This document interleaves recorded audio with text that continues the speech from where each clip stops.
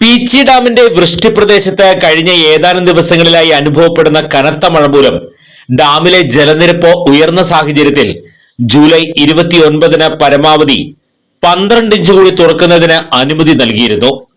എന്നാൽ രാത്രി സമയത്ത് ഡാമിലെ ജലനിരപ്പ് ക്രമാതീതമായി ഉയർന്നതിനെ തുടർന്ന് ഷട്ടറുകൾ 30 സെന്റിമീറ്ററിൽ നിന്ന് 180 സെന്റിമീറ്റർ വരെ ഉയർത്തുന്ന സാഹചര്യമുണ്ടായി.